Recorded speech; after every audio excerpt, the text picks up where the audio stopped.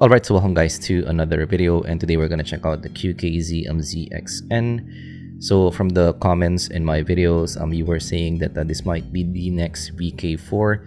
So actually I have a whole slew of QKZs here in the channel, so we're gonna check out everything and we're gonna find out the closest to a VK4 sound and maybe the best QKZ that we have now, of course in the $10 price range, and this might be one of the competitors to that, so we're gonna find out in this video if that is the case. Of course, in the box, you're getting a new packaging from QKZ here, and actually from the unboxing that we did, this is similar to maybe the ZS10 Pro in terms of the overall look. So this is gonna be your unboxing experience, opening it up, and of course you are getting that QKZ right away. In first impressions, it does look a lot like the ZS10 Pro.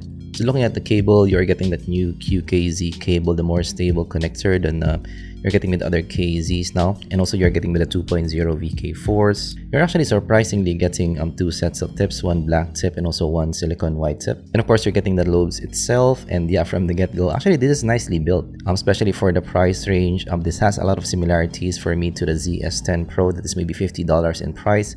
You're getting that metal trims, and you're getting that maybe chamfered edges as well in the metal. And also actually surprising here that you are getting some fins as well, and this is the maybe smaller fins, so it will provide you with more stability but not that much discomfort, so that's nice. This is the nicer fins for me. So we now have it on our ear, and actually it looks nice for me. So again, it's more upscale than the price point that you're asking for, and actually I might say this is the best fitting QKZ that I've worn so far.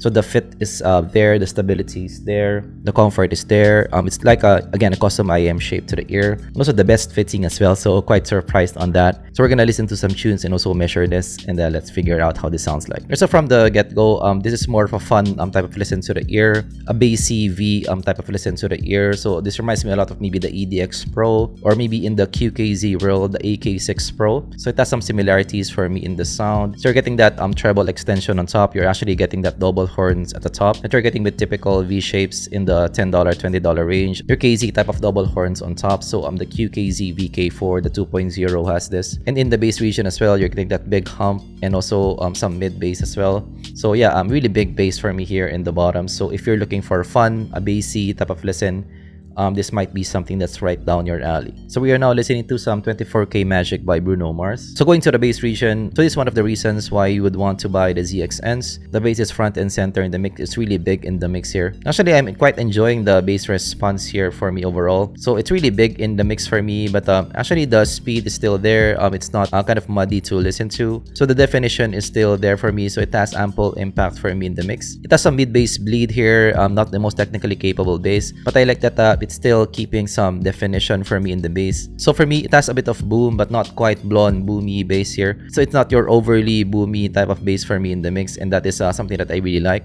So yeah, for the bass here, even if it has a mid-bass elevation, I'm quite liking the bass response here. So even if it's a bassy V, it's a nicely done bass for me, especially for this kind of tuning. I would say though, this might still be a bit too much bass for some people, but for this kind of price range, this is quite nice bass for me. Going to the mids here and the vocals as well. So it has some smoothness in the overall presentation. This is not your thin type of vocal, and that's nice for me in the mix. The positioning, of course, is recessed in the mix. This is a V-shaped type of earphone, but yeah, the presentation for me is not that bad for me in the mix. Like for example here in Eric Clapton, even if you have ample bass here in the mix, the vocals is still really clear for me, still really big as well in the mix. Yeah, definitely this is not a separation monster for me. There's some mid-bass bleed here, so this won't be something that you want to use for some technical kind of listening, but for some fun type of listening, the mids here really nice for me. So going to the top end, again, you're getting a lot of extension here on top. You're getting that 12K extension, 5K extension in the mix. So for guitar tracks, you would want that extension. You have a lot of air frequencies here, so the guitars feels really alive. Acoustic guitars will feel alive in the mix. But yeah, maybe one issue that I encountered is you're still getting that thinness for me in the cymbals. Maybe a bit too much for my liking, so this is one of the weakness for me. You're getting that splashiness for me in the cymbals.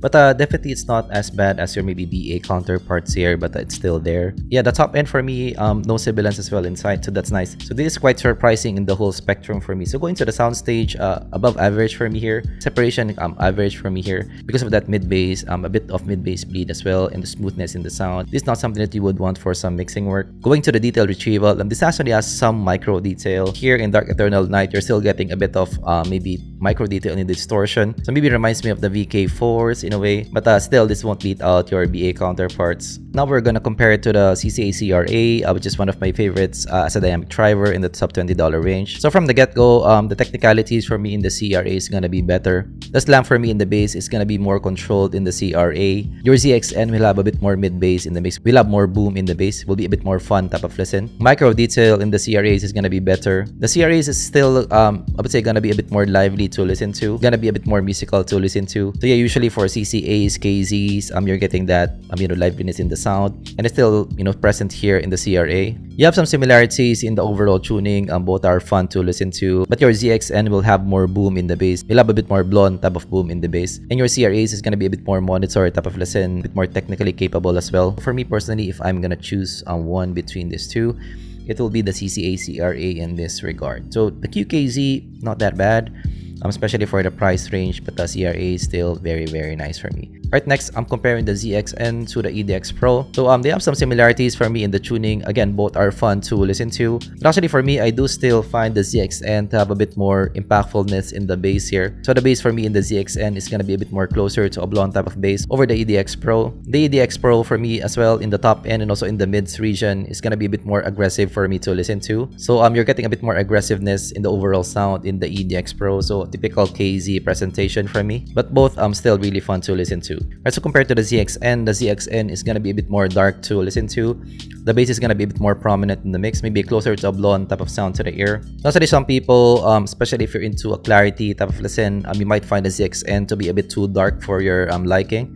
So the bass might be a bit too elevated for you in the mix. So EDX Pro versus the ZXN, so which one is for you? So if you like bass, a boomy bass at that, maybe a blonde type of bass, you might like the ZXN. The ZXN will provide you more oomph in the bass here. So for bass heads, you will like the ZXN a bit more. For the EDX Pro, you're still getting ample bass in the mix, but this is gonna have more clarity for me in the mix. So if you're a treble head, you might still like the EDX Pro here. Alright, next, how about the OG VK4 versus the ZXN? So what is the difference for me? So first up, the VK4, the OG version, is still gonna be a bit more relaxed to listen to. Tonally for me, it's gonna be still a bit more natural for me to listen to. It's gonna be a bit less aggressive for me on the ear. So you're getting a bit more controlled bass for me in the mix. So the VK4 is gonna be a bit less fun to listen to. Better vocal positioning for me in the mix as well. And also on top as well, a bit better body in the cymbals. So yeah, for me, tuning versus tuning, I still do like the VK4 over the ZXN. But again, for the ZXN, if you like more fun, more bass, more blonde-like bass, you might still like the ZXN over the VK4. But for me personally, I still do like the VK4 in the overall tuning, overall sound on the ear,